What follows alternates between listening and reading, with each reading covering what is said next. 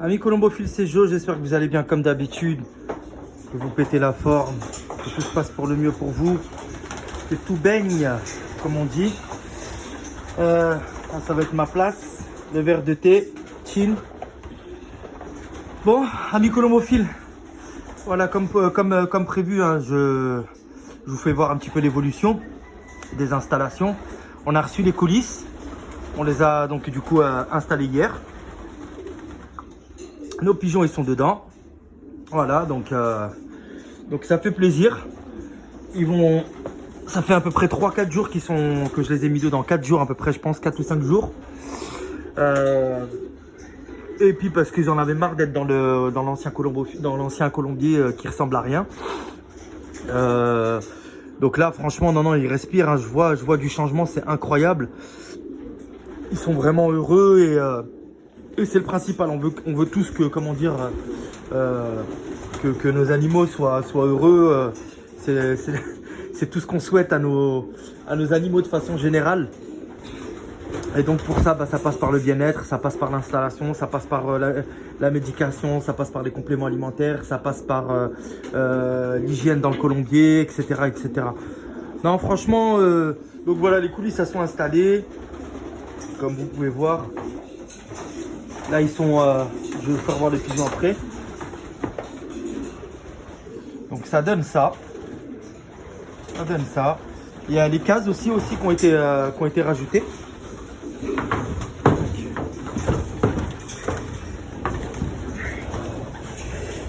Les cases qui ont été rajoutées aussi. Ah, comme vous voyez, là-bas il y a les casiers. Là il y a une paire aussi. Une paire de casiers là. Voilà, donc ils sont là depuis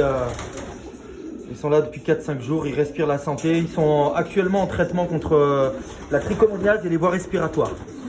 Donc comme on peut voir, les fientes, je vais passer le système Hermès, hein, franchement, les fientes elles sont en super bon état. C'est comme ça que les fientes doivent être chez vous. Des billes, hein. Franchement ça fait plaisir à voir. Ils sont en train de se retaper les pigeons, c'est cool. Vous voyez, regardez. Des billes quoi. Avec du duvet. Donc traitement contre les voies respiratoires et la trichomoniase.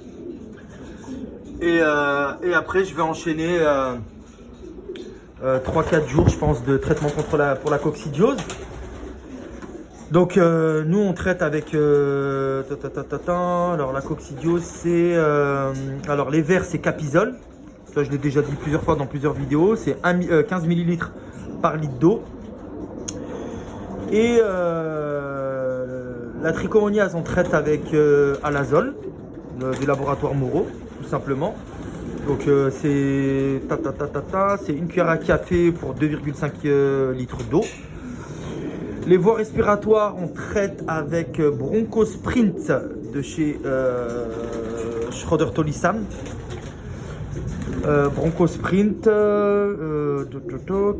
voilà. Et après la coccidiose, je traite avec du Baycox. Voilà, je traite la coccidiose avec le Baycox. Et là, c'est 3 ml par litre d'eau. Donc voilà, comme on peut voir, les fientes elles sont nickel. Non, c'est cool. Donc voilà, voilà ce que le résultat du colombier quoi. Que j'attendais. Là, je vais les laisser, ils peuvent aller après dans le couloir. Ils étaient enfermés là. J'avais mis une partie ici et l'autre partie de l'autre côté, mais on va leur ouvrir. Et ça a été installé. Ça a été installé hier. Je vais passer le système Hermès là tout à l'heure et puis nettoyer un petit peu. Il y a toujours quelques petites fientes là qui viennent se mettre là, mais c'est vite fait un petit coup de raclette et puis voilà quoi. Donc voilà. Donc ça c'est le premier compartiment, on va leur ouvrir pour qu'ils puissent comment dire, aller dans les volières. Donc c'est le but, hein. Et ça c'est la deuxième partie. Voilà, donc deuxième partie, comme ça ils profitent carrément de la journée dans les volières. Ils peuvent se baigner au cas où si je mets le bain. Et là pareil, comme je vous avais expliqué, ils ont une paire de casiers. Il y a une autre paire de casiers qui va venir se joindre là-bas. pour boucher le trou et certainement pour boucher le trou là-bas aussi. Et une autre aussi là-bas. Donc ce qui fait 30 casiers supplémentaires en plus comment dire, du système Hermès. Voilà. Donc là les pigeons ils sont comment dire, ils sont en place. Là, mes pigeons de marathon, mes futurs pigeons de marathon, pas mal de tardifs. Pigeons de vitesse, pigeons de demi-fond, surtout vitesse demi-fond et fond d'un jour. Donc ouais,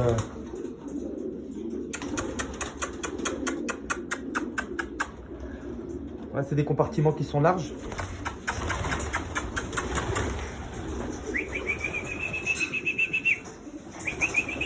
Je vais leur ouvrir. Comme ça, ils vont pouvoir venir tranquillement. Ils vont sortir dans les volières.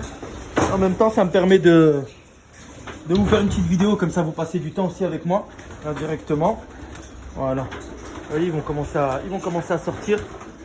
Tout de suite, ça commence à recouler. Regardez. Regardez. Regardez s'ils sont pas heureux. Ça recoule. Ils vont aller dans les volières.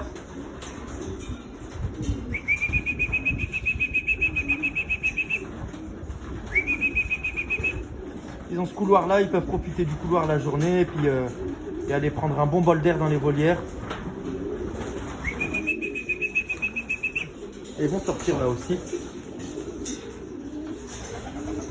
Là c'est ce qu'on a reçu, là c'est les plaques qu'on a reçues de tous les résultats de 2022. Donc groupement Atlantique, j'ai gagné l'as pigeon mâle en vitesse vieux.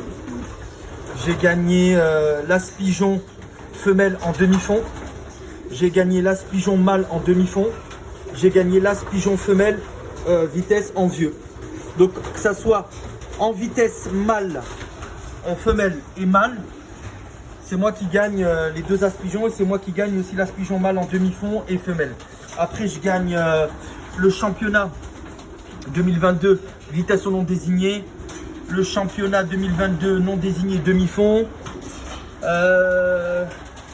le championnat demi-fond désigné, le championnat yearling désigné, le championnat vitesse désigné, qu'est-ce qu'il y a d'autre encore, le championnat demi-fond yearling non désigné, et puis après ça c'est toutes les plaques des concours quoi.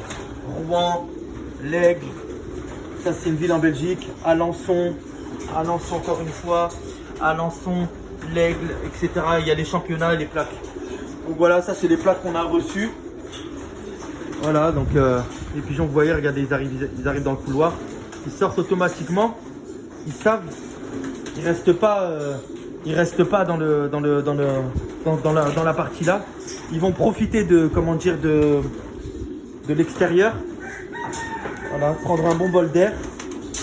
Je vais leur mettre. Je sais pas si je leur mets l'abreuvoir. Ouais, je vais prendre l'abreuvoir parce que il y a traitement médicamenteux. Là.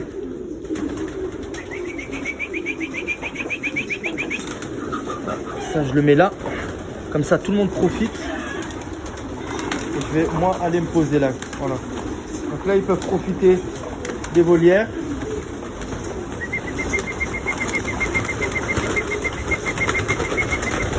Et moi, Thomas, hop. Voilà. Comme ça. Et des fois, même, ils font des allers-retours. Ils vont à l'autre bout du colombier et ils reviennent en volant. Ils sont le fait qu'il est vraiment très long le colombier, donc ils font des grandes volées. Ça c'est une femelle de marathon, ça, qui a été baguée avec une vieille bague. C'est une femelle marathon, ça.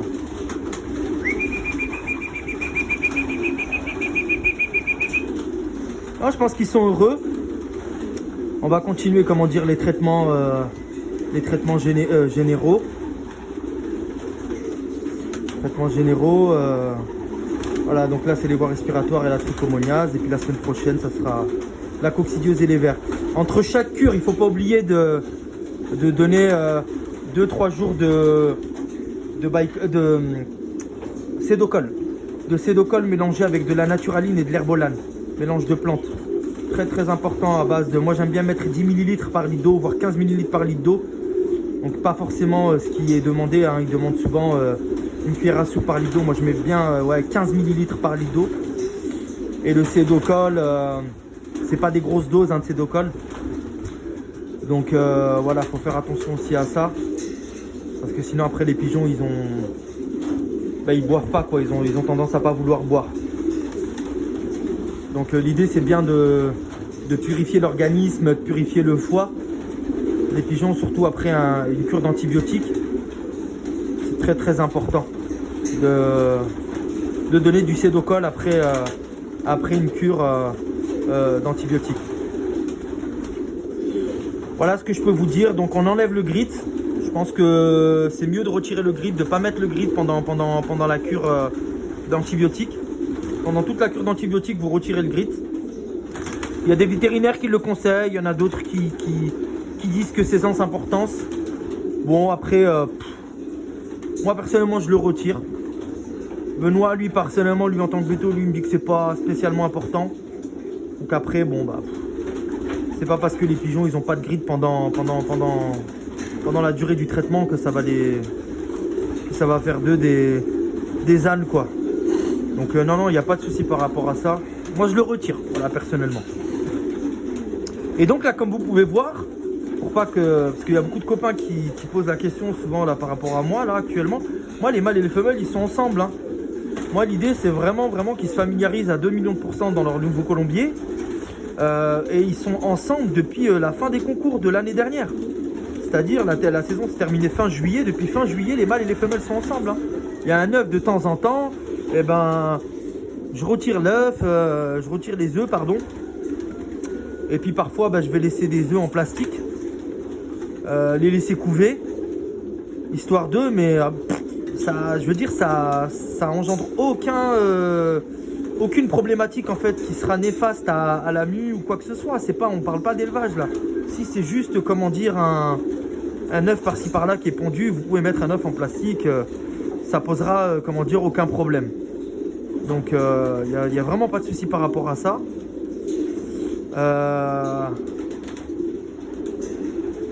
Donc moi l'idée voilà c'est vraiment qu'ils s'acclimatent au loft, au nouveau colombier, qu'il y ait un maximum de couples qui se fassent. Et cette année j'ai pris la décision de les laisser ensemble jusqu'au premier concours. Une semaine avant le premier concours, pardon, je vais les mettre au veuvage.